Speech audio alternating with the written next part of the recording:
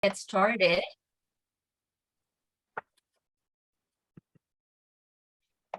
Good evening, everyone. My name is Shweta Arya, and I'm the Executive Director of Delaware Interfaith Power and Light.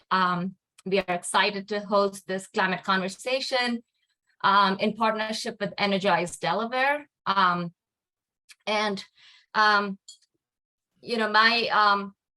So far for climate conversations, I was just tailing up how many climate conversations we've done so far. So we have done over 59 climate conversations. So this will be our 60th climate conversation in last several years. And we have engaged more than 2,000 people so far in these climate conversations. Just because I saw some new faces here, I'll just give you a little brief background about Delaware Interfaith Power and Light. We are a faith-based environmental nonprofit. We have been around since 2011. We are part of a national organization. We are one of the 40 state affiliates of Interfaith Power and Light. And our shared mission and goal is to address climate change as a moral crisis, and how we all can come together, to address it. So climate conversation is part of our educational series, so we can really shift our conversation from gloom and doom of climate change to something that is more hopeful. And tonight's presentation is just that. What can we all do about already? Oh, please mute yourself if you haven't already. Thank you. There's always something that we all can do. Climate change is a solvable problem. We just need the speed and scale for solutions. We have the solutions in front of us. All we need to do is expand them and act on them, and act on them now. We know that we are in a climate emergency. So acting on climate change is each of our moral responsibility if we really need a livable future, not for only ourselves, but our children. We are very thankful for Energize Delaware. They are our funder for this program. So please check out Energize Delaware's website. It is a nonprofit created by state of Delaware to help businesses, nonprofits, and residences become energy efficient and climate resilient.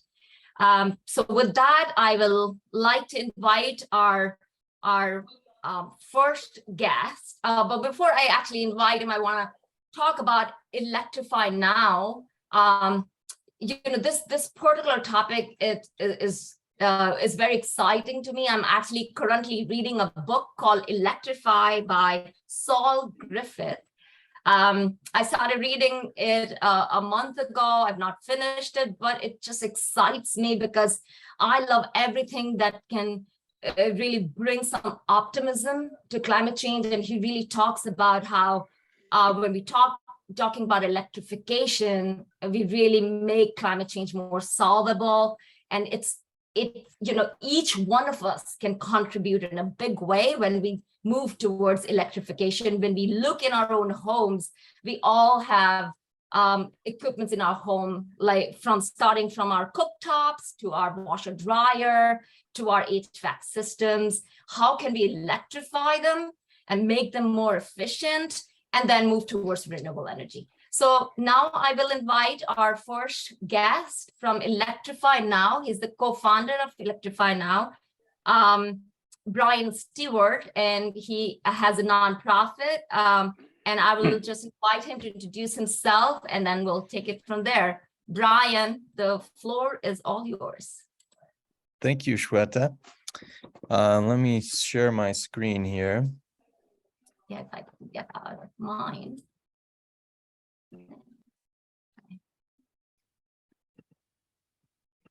Okay, I think. All right, so thank you, Shweta, for the introduction, and thank you all for joining us tonight. My name is Brian Stewart, and like Shweta said, I'm the co-founder of Electrify now. And my background is in design and engineering.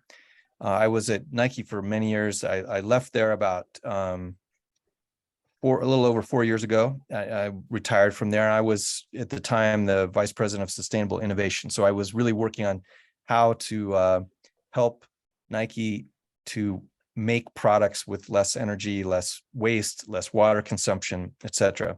So I had a really good sense of what corporate sustainability looked like. But when I chose to leave there, I was also really interested in what individuals can do. And I started doing, because I was retired and I had the time to do it, I was doing research on what are the things that we can do as individuals. And I was frustrated because it seemed like at the time, it's changed, but at the time, most of the conversation was about recycling and plastics waste and things like that, which are important for sure.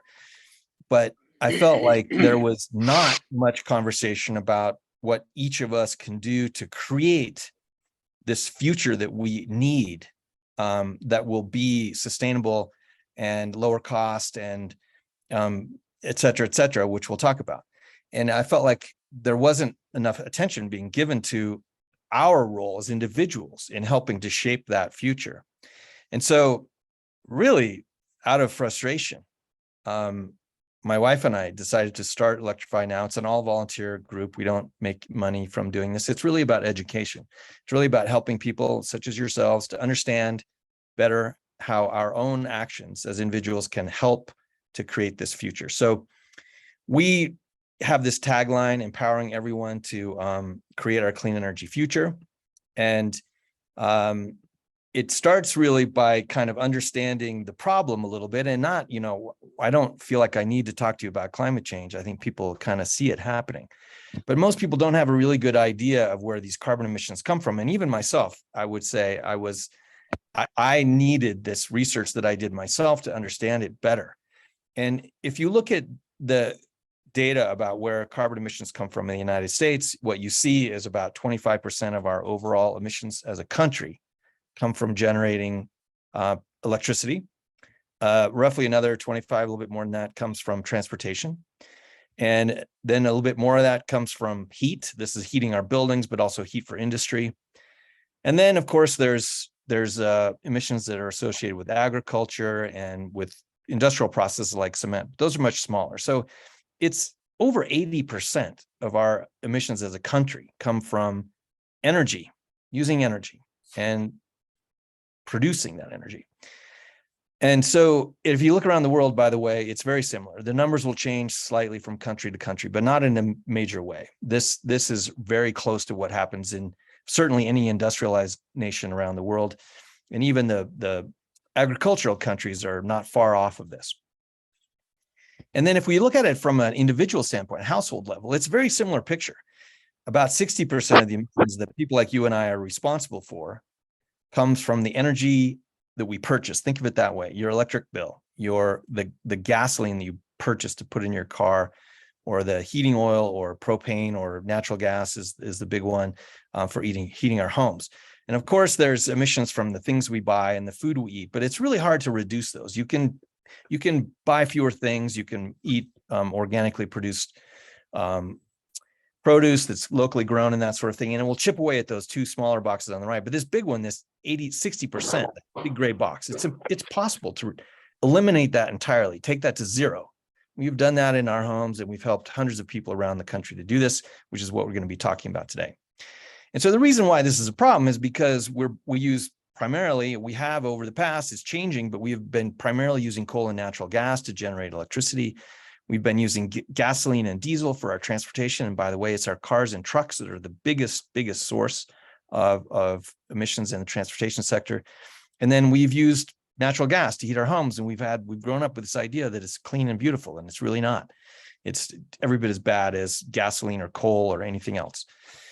So the bad news is we have to stop burning fossil fuels. And I emphasize the word stop here because, I think most of us have grown up with this idea of efficiency, which is good. And efficiency is important, but it won't solve the problems. We have to eliminate fossil fuels completely. And it's possible to do that. And we can all do it in our own lives. And we'll talk about that. But the good news is, that's the bad news. The good news is that wind and solar are now the lowest cost sources of new energy. And this is because the cost of generating electricity with solar and with wind have just plummeted over the last 20 years as these technologies have scaled. And all the signs and the research that's been done on this shows that these curves are going to continue to drop. These prices will continue to drop. And to the point where it will be the cheapest way we'll save money by switching to clean energy, essentially, is what this says. So that's the good news. The other good news is that electric appliances of all kinds are dramatically more energy efficient now than they were just a decade ago or longer. The poster child for this is the LED light bulb, which is literally 10 times more energy efficient than an incandescent bulb. But everything that uses electricity in our homes, our refrigerators, our stereos, anything that you plug into the wall uses much less electricity now than it did years ago. And the electric grid, oh, by the way, that's not true of fossil fuels burning devices. They're barely more energy efficient now than they were 30 years ago. Largely because the fossil fuel industry has done such a good job of fighting fuel efficiency standards, particularly in natural gas. And then the electric grid has been getting cleaner because every year, literally every day, more renewable energy is added to the grid. And so you can see here that we have far fewer emissions today than we did 20 years ago, even though we're using more electricity now than we were then. So when you combine all these things, cheap renewable energy, really efficient electric devices that we can use for everything, which we'll talk about, and this grid that gets cleaner every day, it's impossible to ignore this concept that we should be electrifying everything. And you'll hear these words more and more every day, I think, because it's a good way of kind of summing up what we're talking about. Anything that needs power should run on electricity and clean electricity. And what this means is kind of conjures up this image of a sustainable future where the wind and the sun is powering all of our primary energy needs. There are a few things that will be difficult to power this way initially, and we're not going to talk about that much because we're going to talk about the things that are easy to do, which is the vast majority of things that need to be converted. But certainly electricity, transportation, and heating can all be done with clean electricity. And if we do these things, there's these amazing side benefits. I mean, oftentimes we start this conversation around carbon emissions reductions, but think about air pollution. Where does it come from? It comes from burning fossil fuels almost exclusively. So we'll have cleaner air when we get rid of fossil fuels. We'll have much more available clean water. I've seen estimates that range from 10 to as high as 40% of available clean water is used for processing fossil fuels. So imagine if all that water was available for us to drink and use for in our homes instead of making dirty electricity or other things. And of course, you'll see a lot of evidence that supports the idea that transitioning to clean energy over time is going to help strengthen our economy. It creates jobs, really good jobs, by the way. So there's lots of good news that are sort of side benefits, if you will, from this effort to decarbonize. But I don't want to sugarcoat this stark reality that in order to prevent the worst effects of climate change, every single thing on the planet that burns fossil fuels must be replaced with a clean energy alternative before 2050. That's the sort of timeline that scientists give us to make this transition away from fossil fuels. So it's a little bit daunting when you think of it this way, because think of it, there's thousands and thousands of coal and gas power plants around the world that need to be transitioned to wind and solar. There's millions and millions, hundreds of millions of cars and trucks that need to be transitioned. There's millions of gas furnaces and water heaters and other devices that create heat that need to be transitioned as well. So it can be a little overwhelming. Saul Griffith, Shweta mentioned him in his book. He talks about billions of machines that need to be changed. But the good news is we have around 30 years to do this. And the other thing that's important to realize is that most of these things we're talking about have a useful life that's far shorter than 30 years. So in other words, between now and 2050, all these devices we're talking about will need to be replaced anyway, because they're going to break or wear out or whatever. So it's important that we take the opportunity to replace them with these amazing solutions that we have that are right here today. So we talked about wind and solar. For every gas plant that's out there creating electricity should be replaced with wind and solar, and that's happening. Electric vehicles, they're here today. You know, we can use them for our own transportation in our own lives, but they're here for, you'll see more and more this change to using them for delivery vehicles and other things. That technology is here. It's very robust.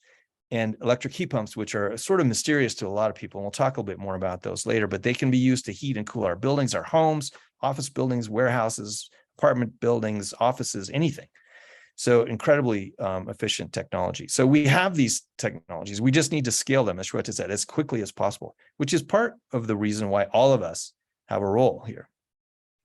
And the reason this is so powerful is that what we're talking about, when we combine these two ideas, renewable energy and electrification, we don't just minimize emissions, we eliminate them altogether. So every time these are used in combination, you eliminate a source of emissions. And the easiest way to understand this is in our own homes. In fact, I use this example now when I talk to corporations about this, because it's sort of easier to get your head around this in your house. The same is true whether it's a company or a supply chain or whatever. There are 4 large sources of carbon emissions in most of our lives. And so this would apply to almost every one of us on the call here. The electricity we consume, typically for an average household in the United States, is going to create about 3 to 5 tons of carbon emissions per year. One gas car is going to create about 4 to 8 tons, depending on whether it's small, you know, it's closer to 4. If it's a big car and you drive it a lot, it's going to be closer to 8. It can be even higher than that. One gas furnace, again, depending on how big it is and how much you use it, the temperature outside, all these things will range somewhere between 4 and 8 tons, almost about as much as a car, basically, for a gas furnace. And then a gas water heater was surprisingly high in terms of emissions. So these 4 things are the largest source of emissions in all of our lives. And if we really do a good job at trying to be efficient about using them, so you turn off the lights when you're not using them, you don't drive much, you get an efficient gasoline powered car, you turn the thermostat down, you even take cold showers, which nobody likes to do, most people at least, you might reduce these emissions by 20% if you're diligent. But now take a look if when we combine renewable energy and electrification.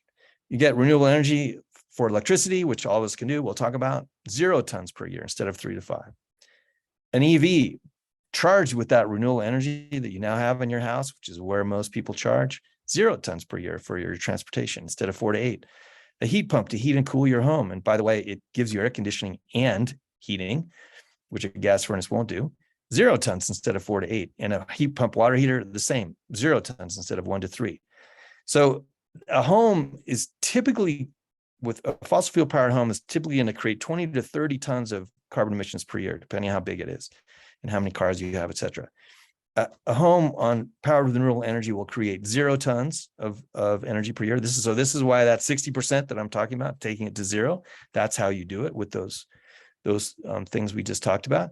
And you will be paying less money on energy, somewhere between $1,000 and $2,000 less per year for an average home, if once you've converted to an all-electric home.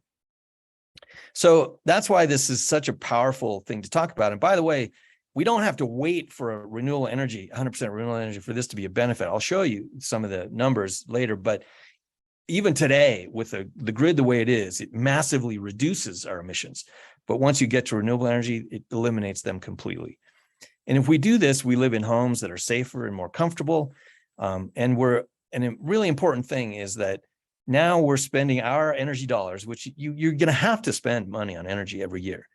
But wouldn't you rather spend your money on the solution rather than literally funding climate change? People like you and I spend $500 billion a year on energy, just in the United States, just the little people like us, not corporations, $500 billion. Imagine if we're spending all that money on the solution rather than funding climate change. And then if it's the role of all of us to help to make these solutions the new normal, which is why I'm excited that you're here to hear about these things. And as soon as you understand them, then you can start to think about how to incorporate them in your life. We try to make it really simple for people at Electrify now because it can be daunting. We try to break it down into these 4 steps, which we'll talk about individually. And I want to start with this idea of cleaning up your electric supply. And this is the simplest one, but also possibly the most powerful one to do because it's the underpinnings for everything else. The world is headed to 100% renewable energy. This is going to happen because of the economics. We don't know how long it will take. And there are certainly people who will want to slow this down, as make it take as long as possible. The fossil fuels interests are really good at slowing change, but it's economically in our best interest to change to 100% renewable energy. So it will happen. But all of us we don't have to wait. We can get clean energy today. And you in Delaware have a lot of options for this, because with your energy choice plans from your electric providers, you can choose to get an electric plan that's sourced from renewable energy to begin with. Of course, rooftop solar is available to anyone. And if your home is situated correctly and you're not planning to leave that home soon, rooftop solar is a fantastic deal, save you a lot of money. You also have access to community solar, which is a fantastic solution where you can essentially subscribe to a local solar farm and get typically lower cost electricity and 100% renewable. If you Google this, you'll be able to find out more. We don't have time to go into a lot of the details on this, but any of these options will help you to avoid 3 to 5 tons of carbon emissions per year. And you'll now be powering your life with zero emissions energy, which is fantastic, because that means now anytime you plug anything into your wall, including your car, you will be avoiding emissions from that device. So that's the simple one, and I would urge you to do it today if you haven't done it already, because it's really powerful and it's relatively low cost, and sometimes it can save you money. Then we need to electrify our homes, and this is where it gets slightly more complicated, but the simple way to think about it is, just close your eyes and imagine everything you have in your home that burns fossil fuels. And what you will want to do as soon as you can, and it's a financial decision, because it's expensive to do some of these things. As soon as you can, you should get rid of those things that burn fossil fuels and replace them with clean electric options. And there's 4 really critical electric technologies that are important to know about. There's others that are also part of the deal, but these are the big 4. And they're all super efficient, and they're high performance. And what I mean by that is that they work better than their gas counterparts, and they're all very low in carbon emissions. And those 4 things are heat pump water heaters, which look exactly like electric water heaters or gas water heaters, but they are 3 to 5 times more energy efficient. And when you power them with clean renewable energy, they're not going to create any emissions. Heat pumps for space heating and air conditioning, they have these outside units that look exactly like an air conditioner, but it's going to connect to an internal system which will blow warm or hot air through your home to heat and cool your home. Again, 3 to 5 times more energy efficient than any other way, and lower cost. And then inside our homes, things like our cooktops, our stoves are really important too, because a lot of people, they don't care too much how you get hot water, but a lot of people have an emotional attachment to gas stoves. Induction cooktops are way better. Again, I wish I had time to go into I could tell you the specs on this, but if you've experienced cooking with induction, you would never go back to gas, because it just works better. But that's an important thing in order for us to get off gas. And then for some homes who have electric fireplaces, it's important to get rid of those too. I'm sorry, gas fireplaces. It's important to get rid of those. And that's usually the thing that would enable you to get off the gas altogether. I want to, we'll talk a little bit more about those things, but heat pumps is kind of a mysterious concept for most people. And it is a little bit complicated to explain, but the easy way to think about this is that we've all had heat pumps in our lives, our whole lives, and those are refrigerators. A refrigerator is a heat pump. And basically what it does is it moves warm air from inside your refrigerator out into your kitchen. So your kitchen gets warmer, and it's pulling the heat out of that insulated box. So as a result, your refrigerator gets colder and your kitchen gets slightly warmer. You barely notice it, but if you put your hand behind the refrigerator, sometimes it blows warm air out of the bottom. You can feel that. That's because it's moving heat from one place to another. It's not creating heat, which takes a lot of energy. It's moving it. So it's as much as 5 times more energy efficient than any other way to do it. You'll hear this thing like 350% efficient. Think about that for a minute. That means for 1 unit of energy, you get 3 or 3.5 units of heating energy. It's crazy because it's moving heat, not creating it. And just for comparison, a really efficient gas furnace, by the way, is like 95% efficient. So these things are way, way more energy efficient than anything else. And like I said, this technology has been around for over 100 years. It's been mass produced all around the world. There's some countries where heat pumps for space heating are normal, like 90% of the homes use them. So this is not something new. It's been around for a long time. And it's just a little bit new for us here in the United States. The other important thing about electrifying our homes is we get much safer homes. And one of the main reasons they're safer is because of the indoor air quality. You may have been hearing a lot of news recently about how burning fossil gas in stoves creates these really nasty indoor air pollution problems, and carbon monoxide and nitrous oxide emissions that are linked to higher risks of asthma, particularly in young children and the elderly. And using a gas stove for just a few minutes can create indoor air pollution that would be illegal if it was outside, even with a hood. And most hoods aren't very effective, but even with a hood, you're likely to get indoor air pollution that would be illegal outside. And these things, we're learning more and more about this all the time. They actually leak methane even when we're not using them.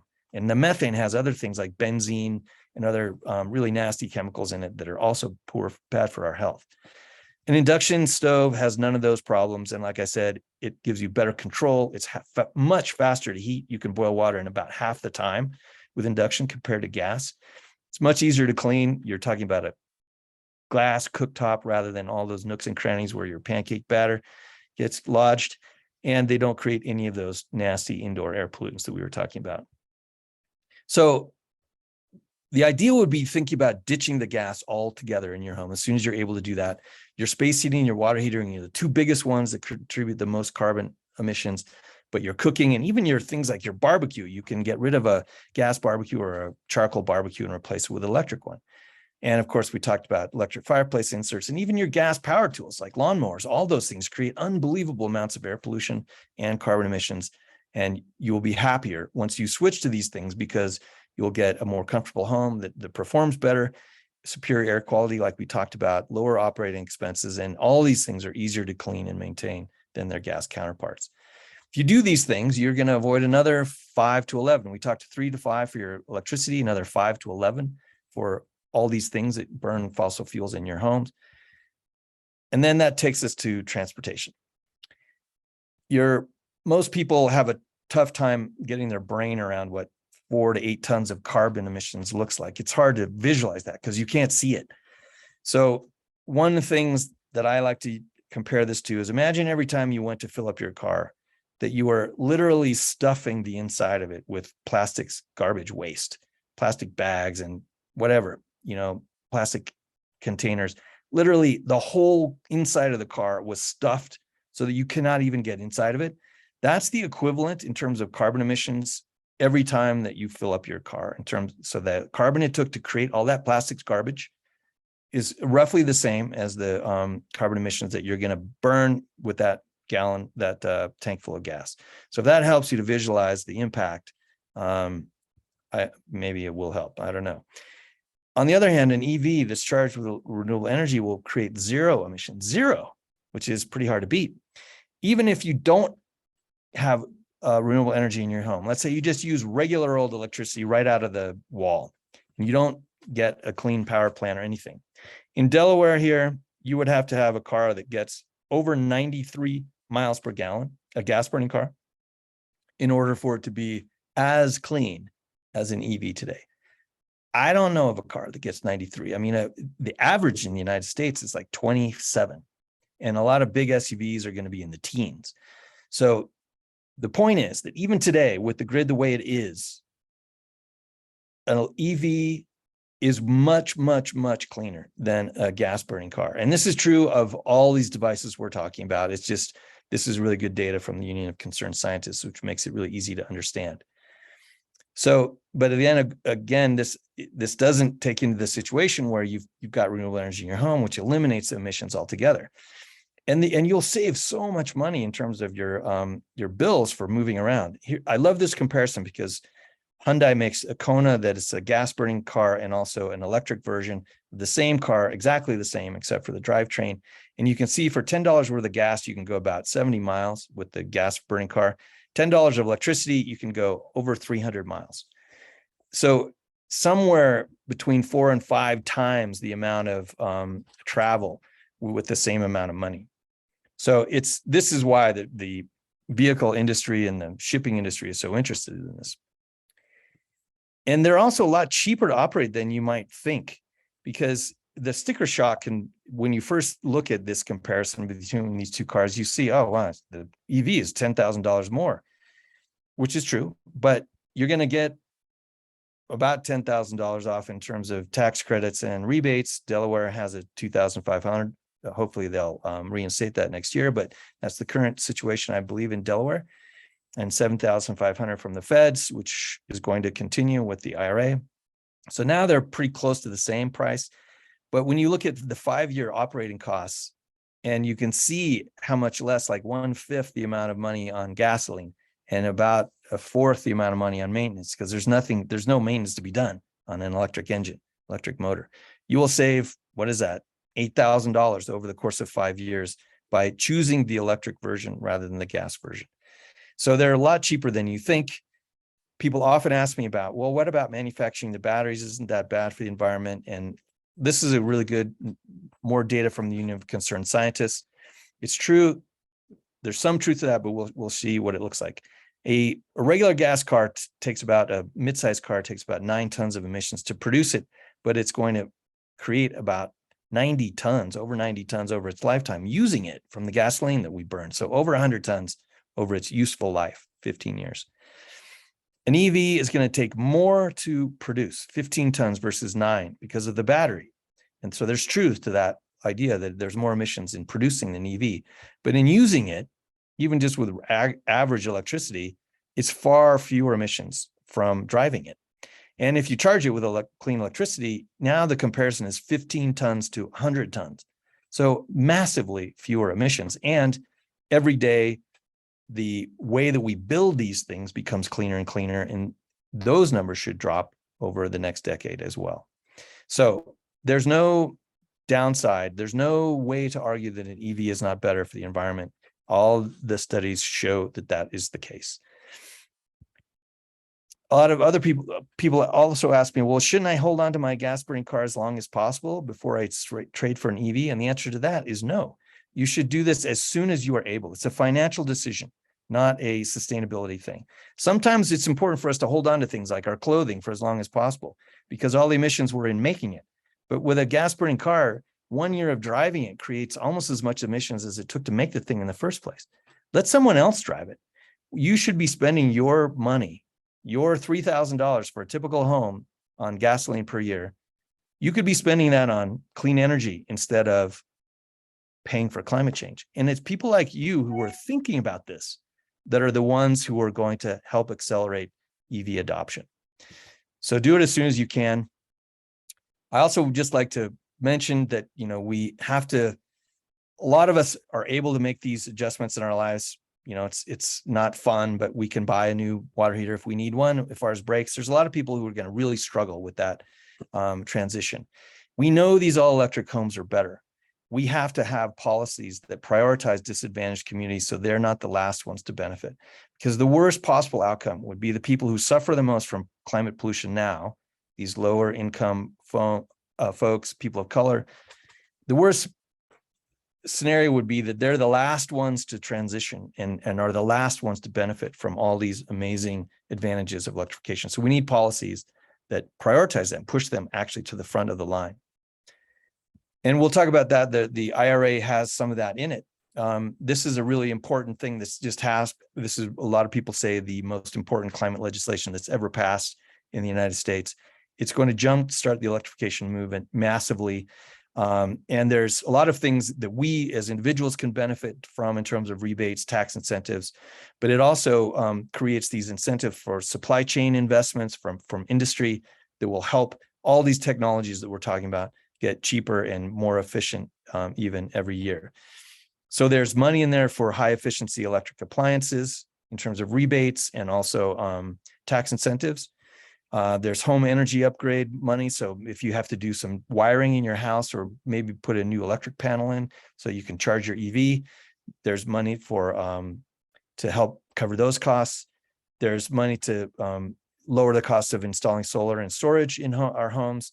Electric vehicles, particularly, there's a lot of stipulations about these that's important to, will get ironed out over the next few months. But in general, all these federal incentives that were ready to expire because a lot of manufacturers have made so many of these vehicles now, it will keep those incentives going for many, many more years. And then there's a lot of money going into clean energy infrastructure, which will make it easier for renewable energy to happen for electricity and other things. And as we talked about with Electrify Everyone, there's additional dollars. People who are low income or income qualified get even more, like up to $8,000 a year on clean energy appliances. It's about half that if you're not income qualified. So this is taking care of that thing we talked about in terms of Electrify Everyone. There's great information on the Rewiring America website. If you Google Rewiring America IRA calculator, and you put in information about your situation, your home, your income, it will tell you exactly what you could expect to receive in terms of rebates and that sort of thing. It's a really good tool. So that's it from us. You can find out more on our website about all these things. We have a monthly newsletter that I'd be delighted if you'd sign up for, with lots of tips and helpful information that you will find interesting. We try to keep it very optimistic and upbeat and colorful and fun and easy to read. And we only do it once a month, so it's not a lot of email from us. We have webinars on every topic, whether it's solar storage or electric water heaters or induction stoves, whatever it is that you might be interested in. We have a webinar on it on our YouTube channel. You can find the link to that on our website. So thanks for your attention, and I'd be happy to answer questions later on as we get to some FAQs. Thank you so much, Brian. This was just amazing. I mean, what a great overview, very simple, but very easy to understand for anyone. So I think that was a great presentation, and I'm sure a lot of people who are attending here will benefit from that information. And now we want to move to our next speaker. So now we've learned why electrification is needed in scale with speed, and thanks Brian for talking about what federal benefits we have to get to electrification. And now I'll invite Jim Purcell, who'll be talking about some of the incentives and rebates and opportunities that are available to Delawareans here in Delaware, specific to Delaware. So Jim Purcell, floor is all yours. Great, thanks, Shweta. If I could just share my screen. Yes, I will. In a moment. Good evening, everyone. It's good to be with you. My name is Jim Purcell, and I am the Director of Development and Programs for Energize Delaware, and more specifically, the Director of the Empowerment Grant, which is very unique to Delaware as well. Energize Delaware is the one-stop shop for energy efficiency and conservation and education in the state of Delaware. Our organization was, and I'm just going to get my share. There we go. All right. And just want to find my presentation. Just a moment.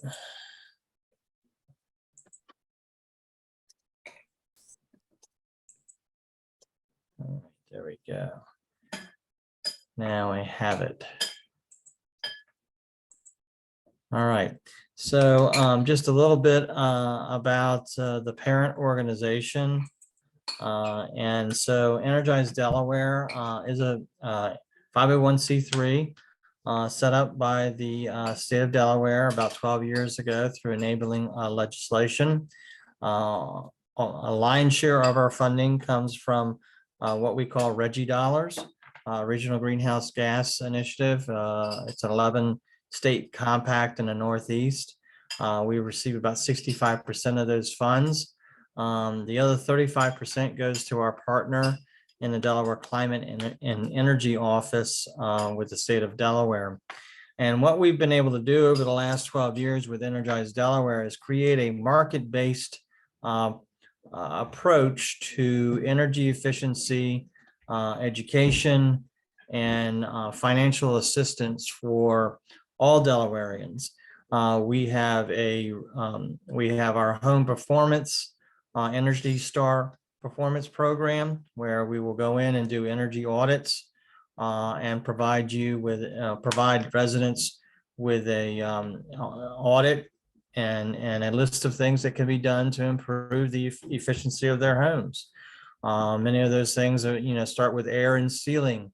It goes to fuel switching. It also looks at your heating and cooling systems as well.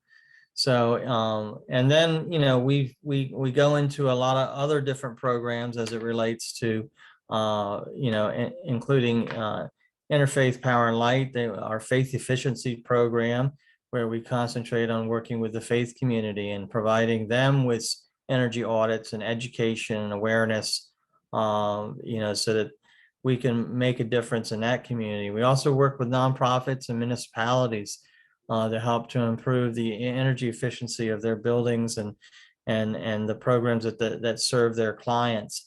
We have an ag program that works with farmers, to make their businesses more energy efficient. And we have solar programs. Many of these programs are, like I said, market-based. They are based on income in terms of rebates that are available. And then also low interest loans that are available as well through our many different programs.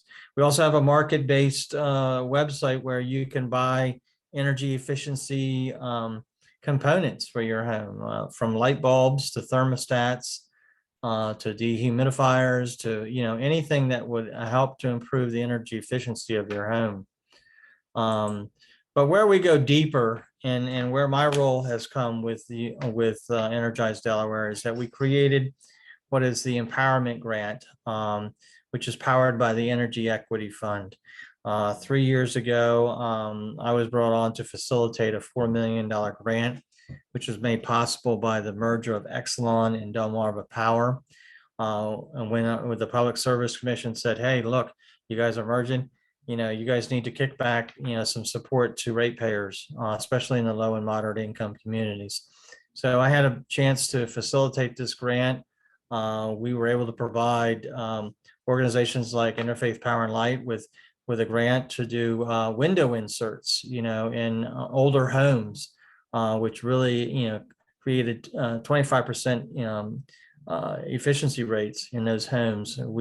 We also did a refrigerator replacement program with Habitat for Humanity and ARCA, where we went in and replaced old refrigerators with energy efficiency, Energy Star refrigerators.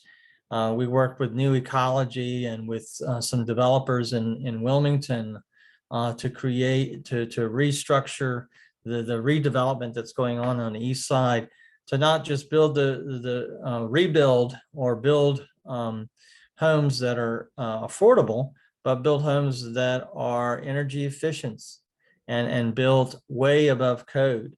And so we provided a lot of funding to do that.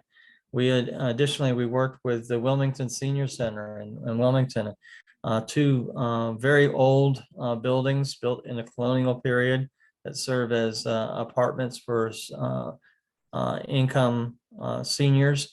And we provided a lot of energy efficiency dollars to make that, to replace their boiler and to also replace a lot of their energy inefficient components of that building. So we were very successful in that grant process. We decided that we wanted to sustain this program longer term. The board of directors provided a $2 million of seed money, and we have since also raised another $3 million into the Energy Equity Fund through ARPA dollars, American Rescue Plan dollars, and through some corporate and foundation support. So what are we in the game to do with the empowerment grant? We are here to provide efficiency programs to improve the health, comfort, and create jobs for those disadvantaged communities. We're looking to provide low-income family, renters, and people of color often pay more in energy costs. We want to decrease that energy burden. And we also want to create opportunities to talk about climate change. Climate change disproportionately affects many of these communities in many different ways. So our vision, the empowerment vision is really, kind of in 5 buckets.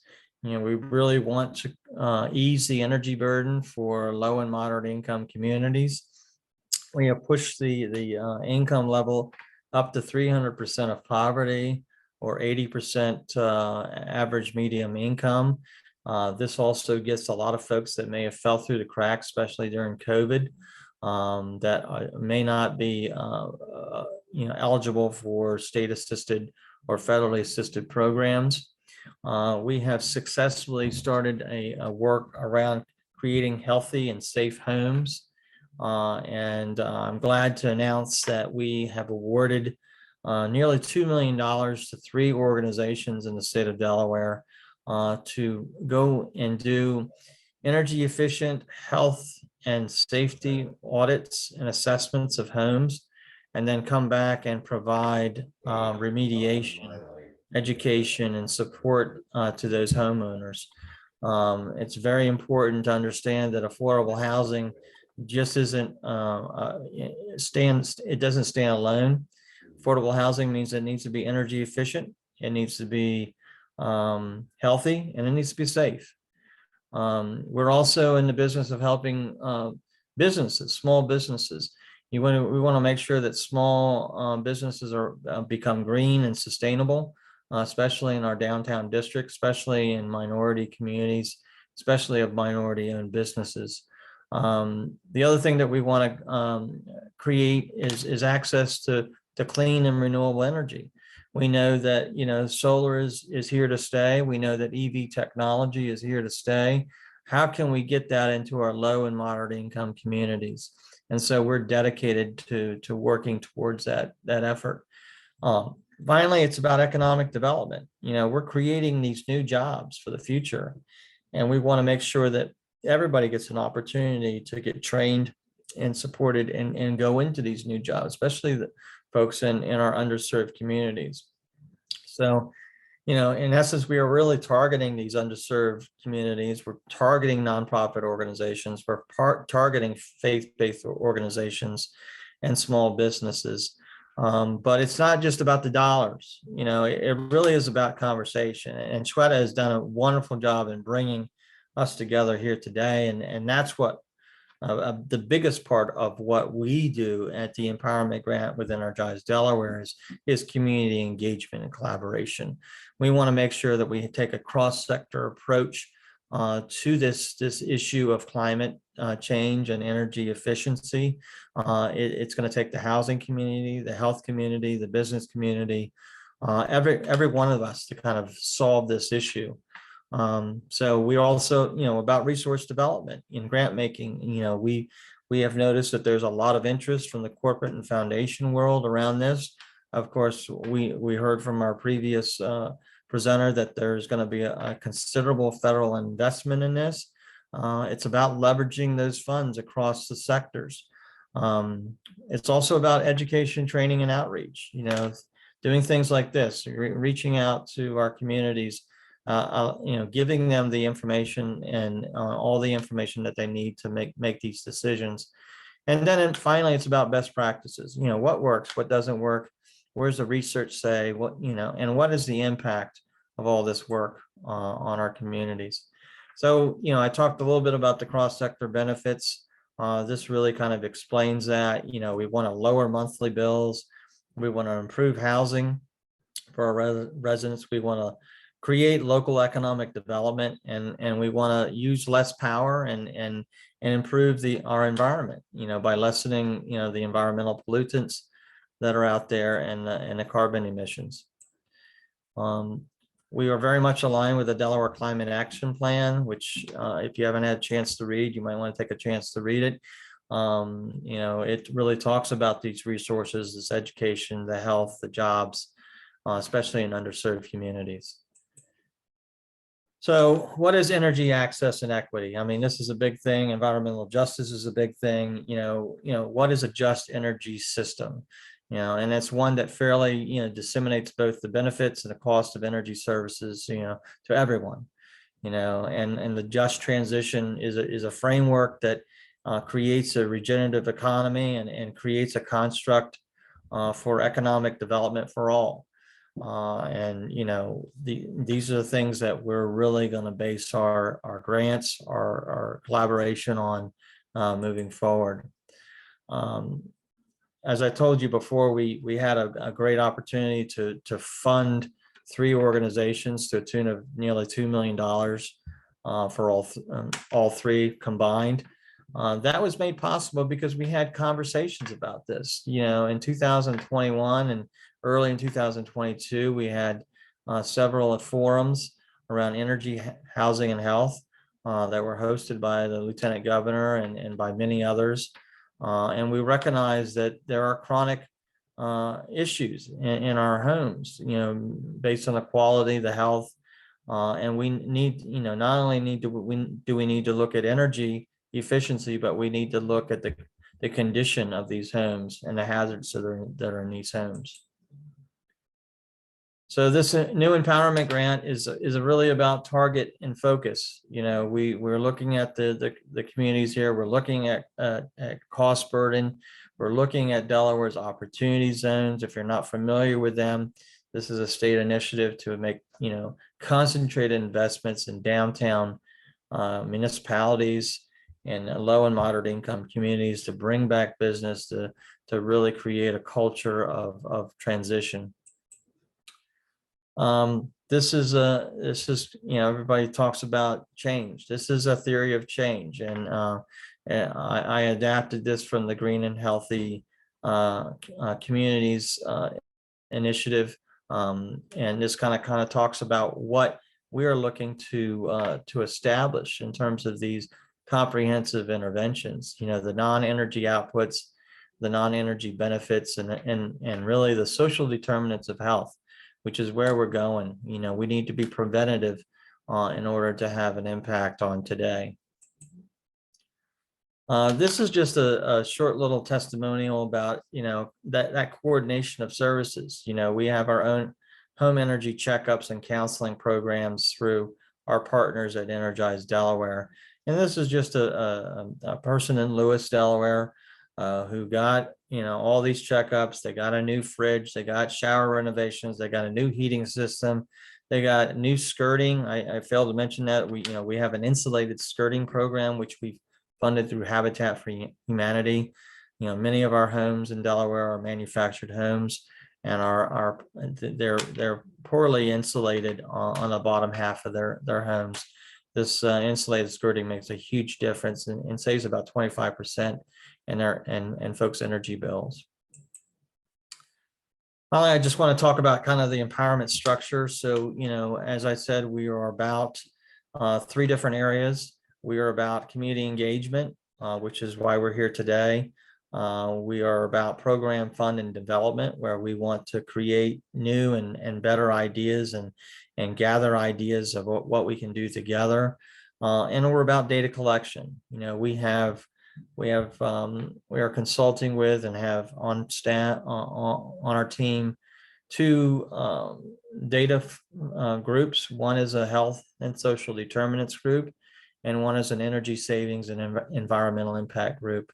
Both will be used to evaluate all of our grants as to the impact that they have, not just in energy savings and environmental impact, but also the health and social economic development of our communities. This this is a really big announcement. This is what I wanted to share, the big enchilada, so to speak. Over $2.5 million that's going to be going out in the next 6 to 8 months. We're working out the details, but I wanted to just mention that this is cross-sector funding. We're using, well over $1 million of our funding. We got funding from Highmark Blue Cross Blue Shield, funding from the American Recovery Act, and funding from a alternative energy company here in Delaware, Bloom Energy. Once again, it's not going to happen alone. We rely on a resilient coalition. And so this is just a small example of that resilient coalition working towards all the work that we want to accomplish. Once again, we are more than happy to talk with folks about our grant program, also about the market-based Energize Delaware programs. This is our contact information. Cassandra Rodriguez is our grant administrator. She can more than happy to share with you as well. And I want to thank Shweta for the opportunity to share with you today, and look forward to any questions that may arise later on.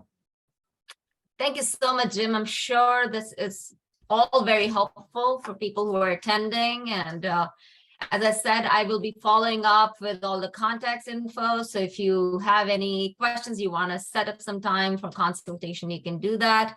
And last but not least, I will now want Dustin from Sierra Club to talk to us about some of the policy work.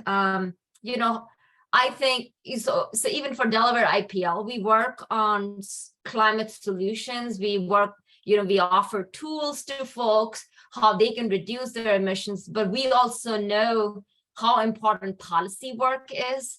It's really important for us to support and be an advocate for climate forward policies. So I would now like to invite Dustin Thompson from Sierra Club to share the current zero emission vehicle. How can Delaware become zero emission vehicle state? And he can talk more about it. So Dustin, the floor is all yours, and I'm going to.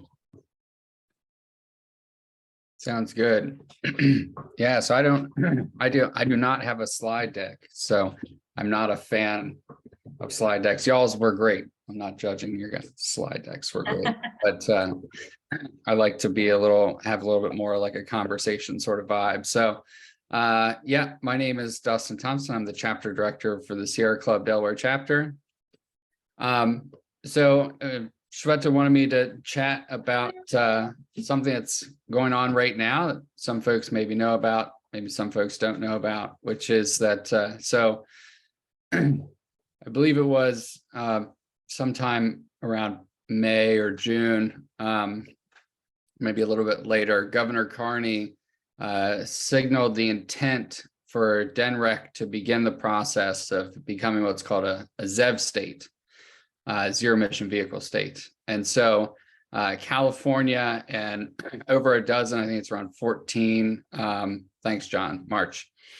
14 states have followed California in adopting the zero emission vehicle MOU.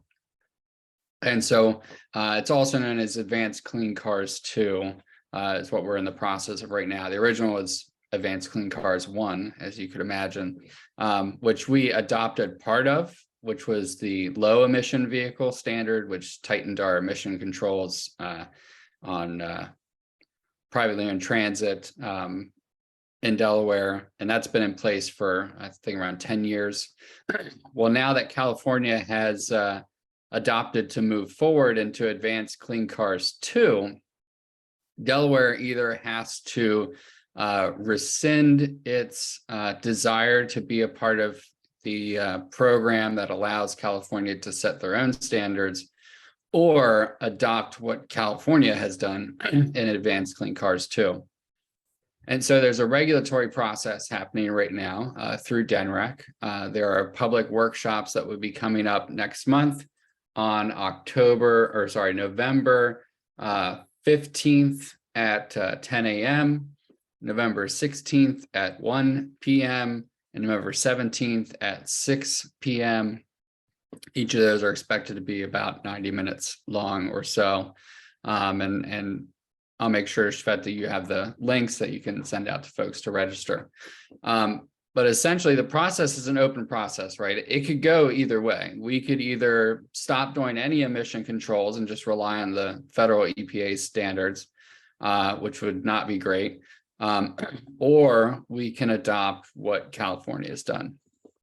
And so we've been hearing some rather kind of troubling things that Governor Carney was not expecting California to go necessarily as hard as they did in terms of phasing out internal combustion engine for new vehicles.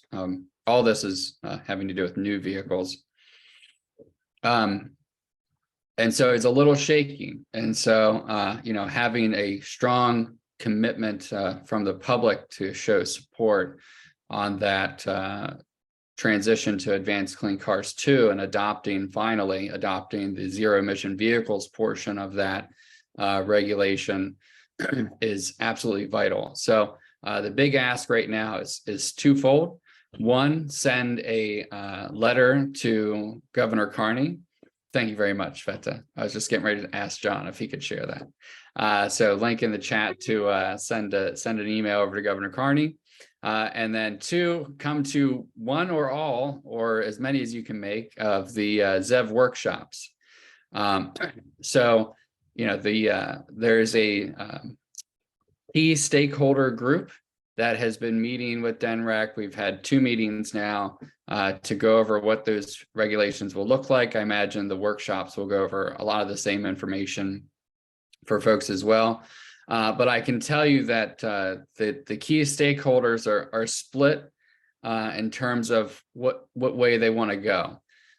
So given what we've seen in the past, when that happens, it generally does not go the environment's way. So public engagement on that is going to be absolutely vital. And so might help to know a little bit more about what this would do. So what California just passed was that by 2032, I think it was, I double checked the year, all new vehicles being shipped into the state from the auto manufacturing industry have to be electric vehicles. Now it ramps up leading into that, and the states that have adopted this California regulation previously have already been kind of on their way to meeting that goal, whereas Delaware has not had any kind of percentage goal when it comes to electric vehicles. And so we're kind of starting at kind of generally the baseline of the US, which is, depending on where you look, 5 to 8% adoption rate right now. And so it's a pretty steep curve for Delaware to ramp up to, but we believe it is achievable.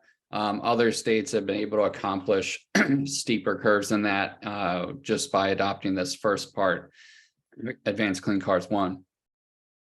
And so we have every confidence that Delaware can meet the goals outlined in the Advanced Clean Cars 2 program. But the benefit of that from looking at other states is that generally the state and the auto manufacturers offer much better discount programs to get EV adoption to accelerate. So we have a $2,500 rebate right now. California has some rebates, depending on kind of where you're at, that are 2 to 3 times that to help push this. And you see that in other states that have adopted this policy as well. They generally have higher state rebates. And there's also, again, incentives from the manufacturers as well to help get these EVs kind of out the door. Because essentially the auto manufacturers are on the hook. So if they don't comply with these percents year over year, they are fined. So they don't want to do that. So they make sure they're shipping the right amount of EVs into the state and make sure the incentives are such that they get out the door. So overall, for the consumer, huge benefit. Brian talked about the cost savings of electric vehicles, having driven one now for a number of years. I don't remember the number exactly, but it has been definitely a cost savings. And we bought our first one used Kia Soul EV. This time, I think it's 3 or 4 months ago, we upgraded to a Nissan Leaf, which I know the Kona, it's not quite exactly in line, but the Nissan Leaf starts out at 21,000. We got I think it's 32,000 for the new one. But again, after you add in the rebates and the tax credits, it was right back down to the 21. And so right out the gate, it was a great deal. And then adding into that the lower cost of the fuel, if you will, it was definitely a savings. So not only are you going to be able to save more after we adopt the ZEV program, but you'll get the savings that EV owners are already pretty excited about when they get their first EV. But I did want to touch on a couple other things, but Shweta, I don't know if you want to kind of pause for questions, or if you want me to just kind of go through the list of things that you wanted me to touch on. So we have 20 more minutes. So why don't you take another 5 minutes, Dustin, and then delve into quickly just a recap of what happened with our climate change legislation in the last session, and then what can we look for in the Yeah, great. I also just wanted to highlight a couple of things that I was hoping would be touched on a little bit earlier, but just want to make sure folks are aware. One of the best ways that we can help folks transition is to promote and expand the programs I already have, because that tends to be kind of an easier path than creating new programs and grants and things like that. But shout out to Energize Delaware for taking on that role of creating these new grants. But there is a low and moderate income solar program I feel like is not getting as much airtime as it probably should. If you qualify for the income levels, and they're pretty generous, you can either get a solar installation free 100%. You go through weatherization first, make sure your house is sealed up really nice, very efficient, your roof is in good standing, and then they will pay to have your solar installed. If you're moderate income, it's up to 75% of the cost to install the solar. So I don't often like the ads that are like, go solar for free, because they're generally just a marketing ploy. But in this case, if you're income qualified, you actually 100% can get solar for free. So, really great. And then the green energy grant was also increased this year. So if you're looking to get solar, moving forward, you can expect to get a better grant for your solar installation. And so we're making it more and more affordable, to Brian's point. So yeah, on the climate bill, last year we, with IPL and a number of other organizations, attempted to get a significant piece of legislation passed to finally codify into law greenhouse gas emission reduction goals. So Delaware is one of the only states in our region, we are, except for Pennsylvania, the only state in the region that does not have any real greenhouse gas emission reduction goals. And so with an absence of that, our state agencies can be found kind of spinning wheels on climate because there's not a one path direction that the state is required to go. So that bill would have created the goal of 50% reductions by 2030, 90% by 2050, which is essentially net zero. Other states that have net zero goals actually have weaker backstops than that. Most of them are like 75, 80%. So we would have been number 2 in the nation. Washington would be the only one with a stronger goal. Washington state at 95%. But there were no carve outs for any industries. Everybody across the state would have to reduce emissions through these state programs that would have to be created. And so while it wasn't kind of a fine saying like you as a mom and pop shop have to reduce your emissions, it was kind of a state level goal. It was really important to direct agencies that they have to consider these goals and climate change and what they're doing. Because right now, the Public Service Commission, for example, is not obligated to consider climate. I mean, these are the folks, regulating Delmarva and Chesapeake Utilities, right? So if they don't have to consider climate or greenhouse gas goals that don't exist, there's not a problem in expanding natural gas because it's cheap, it's cheaper because we don't consider costs of health and other things in these matters. So if it saves money on ratepayers, rock and roll. That was kind of their main focus. Same with the public advocate. And that's not because they're evil people or anything. They have to follow the law, and the law says this is what you're allowed to consider, ratepayer impacts. So this would have said you have to consider climate, you have to consider these greenhouse gas goals, and you have to do everything you can to help meet these goals, and you can't do anything that's going to prevent us from meeting these goals. Huge game changer. Unfortunately, the last week of session, Governor Carney pulled his support for the bill, asked the sponsor not to run the bill through the House Natural Resources Committee, to which they obliged at first and then kind of recanted and eventually did have a public hearing for it, but never made it to the floor. It was like I think it was the day before the last day of session that happened. So we expect that the bill will come back next year. We are fighting tooth and nail to make sure that it's not chopped away or gutted in any way, to make sure it's just as strong as it was the first time, because that will really set the stage for policies and programs that we need in order to do all of this work. This is kind of the foundation bill. All the other states that are way more advanced than us did this back in like 2005, 2008, 2009. We have not done it, and thus we are falling farther and further and further behind all of our neighbors, except for maybe Pennsylvania. Sorry, Shveta. So that is my spiel, and look forward to answering any questions on all that.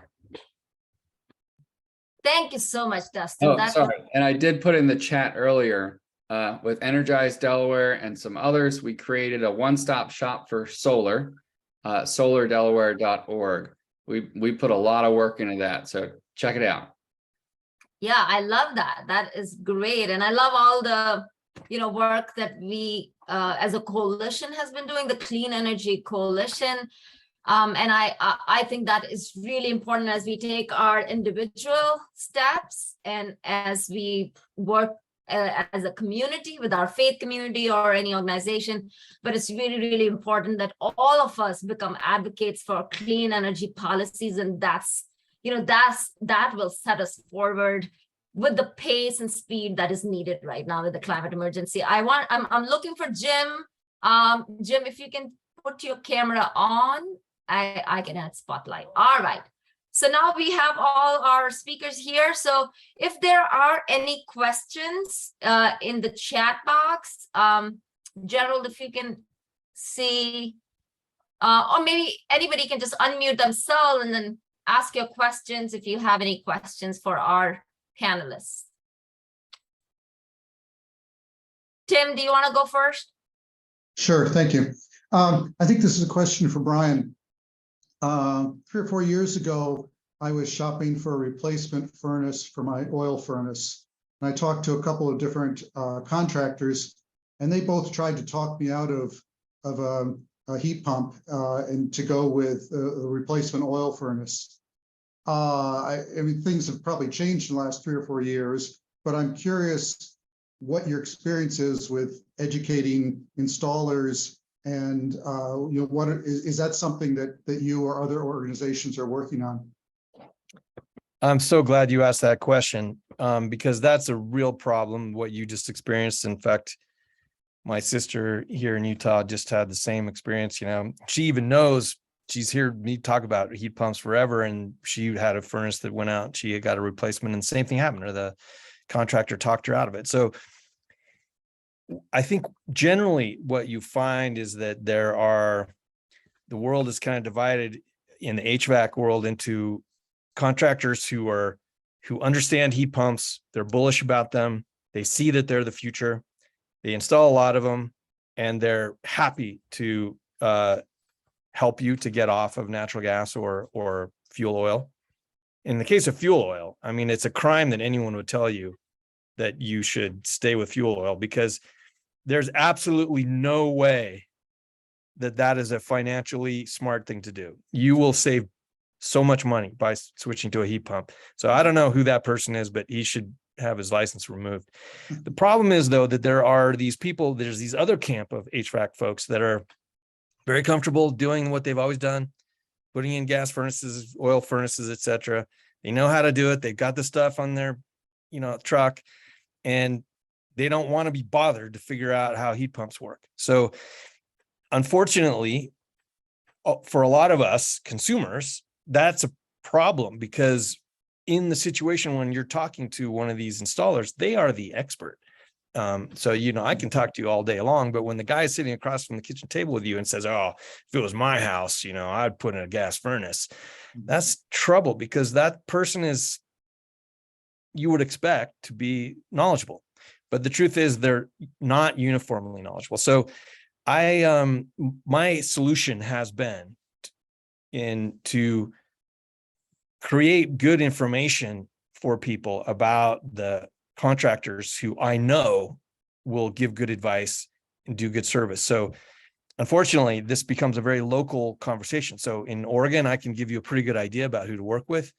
I wouldn't have the first idea who to talk to in Delaware, but my guess is that there are organizations, and perhaps someone else here, Jim, you might have a sense of this, or Dylan, who has these kinds of lists of contractors who are trustworthy in that regard. But that's what's really needed, because what happens when you do that, and we're already seeing it here in Oregon, when you have this short list of contractors who are qualified by people like us who know what our clientele want, and we send business to them, those people end up with the fancier trucks and more employees and the better business. And, the other guys hopefully will take notice, but there are some training programs that are part of the IRA that will help, I believe. But a lot of it in the short term is about, my advice to people is, if you call a contractor and they come to your house and tell you that you should stick with gas or oil, say thank you very much and call someone else until you find someone who is eager and can tell you that they've done it before, because they're out there. I can guarantee you that they are, particularly in urban areas. Thank you. Yeah, and That's a I great would probably say that maybe if you are already not investing in it, I think it is worth investing into training or creating that information for the existing contractors. They should be trained in, all these, because emergencies happen, and when the emergencies happen, when our stuff breaks down, that is our big opportunity to shift to heat pumps. Exactly. But if your contractor is telling you otherwise, there goes another 20, We 15. do a very good job, in bringing on trade alliance contractors with our home performance program with Energize Delaware. So when these audits happen, we are very frank with the customer about the best way to do fuel switching, and a lot of that is going to heat pumps and going to heat pump water heaters and mini split systems, that are more efficient and than the whole wide program. So yes, we provide a lot of it's not just a report, but we sit down with the client and talk about the pros and cons on both sides. And the big pro, of course, is what we are pushing, carbon, reduction, and that's electrification at all cost. So yeah, we do that. Thank you. Are there any other questions from anybody else? I think a lot of questions were answered, but Renee, you want to unmute yourself? I did. So my question is about power supply.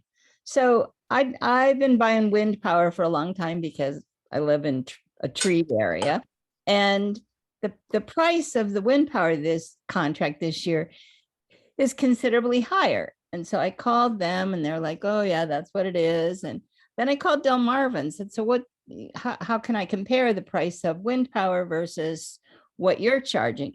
And it's significantly less. And I said, well, don't you have to purchase a certain percentage of renewable energy? And she's like, no, we don't, we don't have to, we have this. And I thought the Public Service Commission had dictated a percentage to Delmarva Power. Is that not true? I think Dustin probably knows this because he was involved way back when I was choosing wind power. So Yeah, chomping at the bit over here. I saw that. Yeah, so it's complicated is the short answer. Not all, but a chunk of those alternative fuel or alternative energy providers, third-party suppliers is what they're called, do the same thing that Delmarva does basically, which is buy these renewable energy credits. And so, you know, depending on who you're getting it through, some source directly, or like they actually purchase electrons basically and kind of pass them through to through Delmarva's contracts. But so that's kind of the rub, is that you really have to watch those rates on those third-party supply, because sometimes they'll start out real low and then all of a sudden you're paying 3 times as much as what you signed up for. So you really have to kind of watch depending on how long your contract is, right? Every 6 months, year, 2 years, depending on when your contract is, and make sure they don't switch you to that variable rate that they can really kind of jump up and down depending on that credit marketplace where they're buying those credits.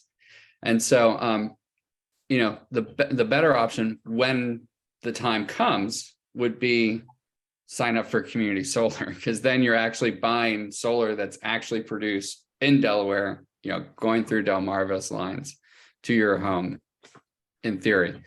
So rather than buying RECs. So Delmarva buys these credits. That's how they comply. So you can get a fuel insert every year that kind of gives you the breakdown of like how much energy they're buying from electrons they're buying from different sources.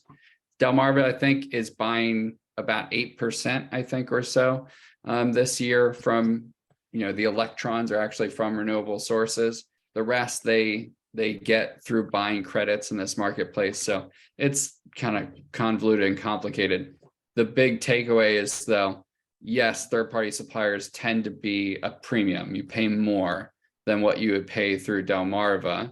You just know that, you know, you're investing into renewable energy rather than dirty energy. Community solar, the whole way we design the program is to incentivize discount programs. So you pay less for the energy, especially if you're low income, they tend to get better discounts. But so I'm not giving you any advice, but if it were me, right, then I would consider my financial ability, right? But as soon as community solar came online, I'd be on it.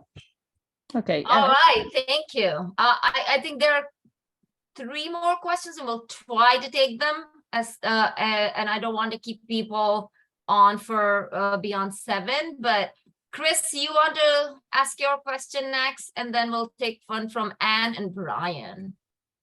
Yeah, mine was about the heat pump hot water heaters, and I had seen that there's a new type of heat pump hot water heater that comes with a 120 volt plug that can plug into like a regular outlet instead of a 240 volt plug that would be like a washing machine or, you know, outlet, the bigger type of outlet.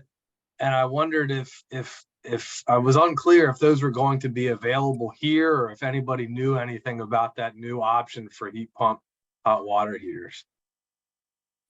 That's the kind of the holy grail in some ways for electrification in these hard to electrify homes, because they take basically you don't need to put in new wire to convert from a gas water heater. I will say though that, you know, there are some operating differences between them. So I would say that if you're able to go with a 240 volt one, you're probably going to be happier. But if it's really a problem, the 120 ones can work. They are not uniformly available across the country. Rheem is really about the only manufacturer I'm aware of that's actually got them for sale right now. And you probably have to jump through some hoops to get them. They prioritized California, and they're going to prioritize southern states because they work better where it's warmer. So I don't know. I think I wouldn't wait for them if it was my house. But it does mean you got the complication of having to run a 240 volt circuit, which can cost some money, but the IRA will give you some rebates for that wiring that has to happen, tax incentives if you're not income qualified. And I think for most people, the tax incentives part of IRA is what's going to really make the most difference. But yeah, I hope I answered your question. Yeah, really good. Thank you.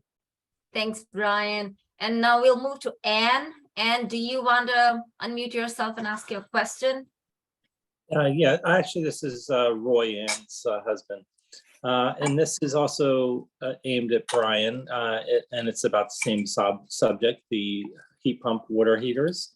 About a year ago, we did replace our water heater. We had propane at the time, but we decided, after talking to several people, we decided that to go with electric, which I'm sure is not the most efficient way of doing it. But the contractor I talked to, who we trust very much, he did mention that he didn't think it would be efficient at this point, that it's kind of a new technology, and that he thought being down in the basement in the cold in the winter, that it wouldn't be that efficient. And I just thought you would want to expand on that. Yeah, I'm sorry. I think you got some bad advice there, and I'm sure he's good at what he does, but that doesn't necessarily mean he's good at what heat pump water heaters. And that conversation we just had about, going from an oil furnace to a heat pump, it's sort of the same here. A basement is the perfect place for a heat pump water heater. And the reason for that is because the basement is a very constant temperature. It'll be about 55 degrees there all year round, which is perfect temperature for a heat pump water heater. That's where we have ours. It's also nice because it makes it easier to wire them typically, because, it's easier to usually to get a 240 volt panel there or a line there from your panel. So basements are perfect, and it'll dehumidify your basement also, which is like a little side benefit. I don't know if that's an issue where you guys are, but where we are, that's a nice thing, because now you won't have mold in your basement also. So no, absolutely. Basement's a perfect place. Garage is second best place. If it's not always super cold outside. In Delaware, probably a garage would be a good place. Okay, thank you. Well, the good news is the electric water heater will probably die in 2 years, and then we'll buy the heat pump one. Well, I'd say electric water heater is still better than a gas one. So it's a heat pump one will save you money, and it'll use a lot less electricity. Okay, thank you. Thank you, Brian. And now I will ask Brian Sanders. Brian, if you want to unmute yourself and ask your question. Okay, thank you. Good evening, everyone. I'm representing my church, Unity Church, and we have some, roofing issues and challenges. And so I was concerned. I guess I do plan on trying to meet with Jim or someone from his team related to suggestions. But would this be a good time in looking at reviving or renovating or part of our roofing to consider the solar? We wanted to do something. So is there any additional type of preparation or costs involved with installing the solar? Or do we have to have a certain type of roofing prepared prior to doing that? Those sort of questions I have. I would say that, you certainly need to get an assessment done on your roof before moving forward. A lot of times weatherization, pre-weatherization will do that. We're actually trying to find a way to fill some of that gap, though, on the roofing side, because there is, some gaps in services of what can and cannot be done. What's the benefit of roofs, improving people's roofs. I will say too that there is emerging technology coming out in terms of roof shingles.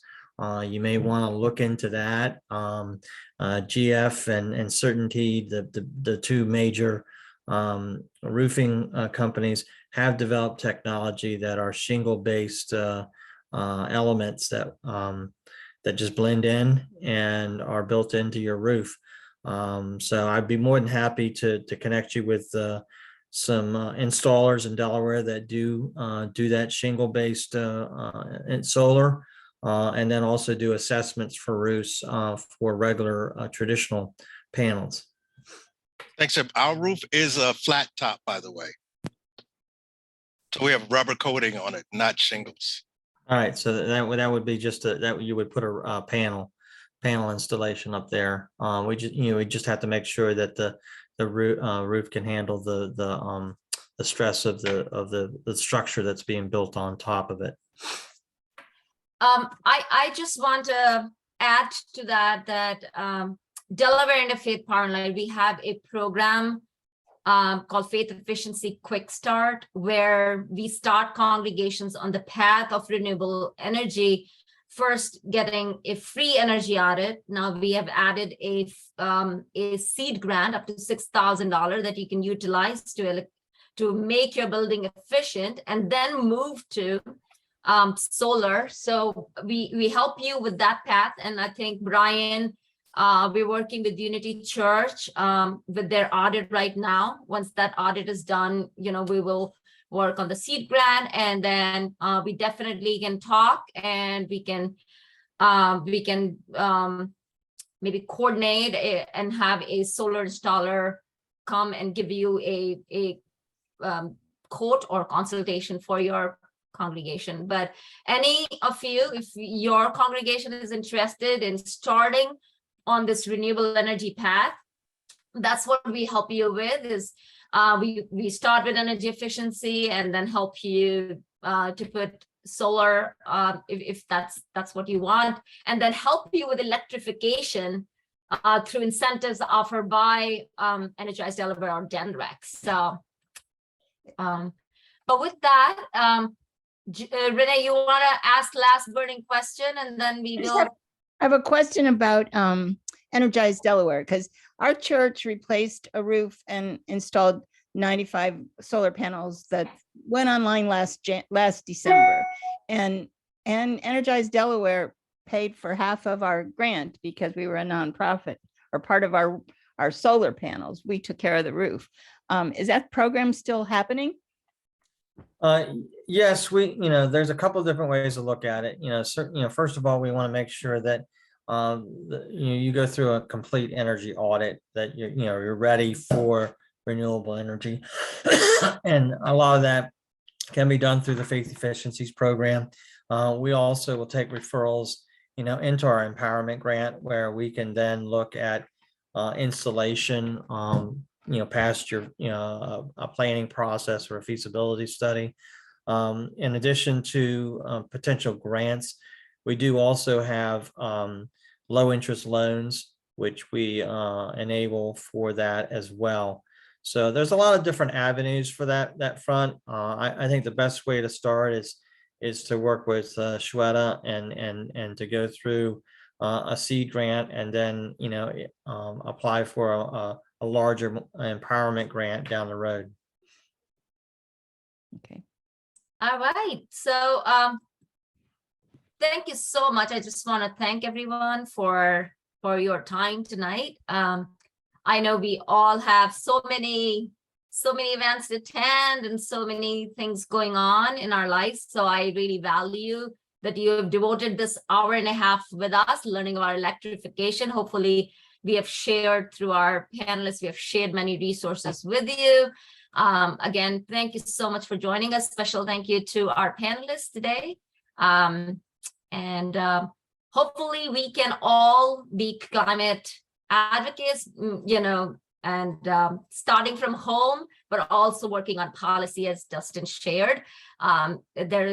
Each one of us have the power to be the solution in our communities, and hopefully we can continue this good work. So thank you so much for joining, and have a good evening. Bye-bye. Thank you. Bye. Thank you very much. Bye. Thank you.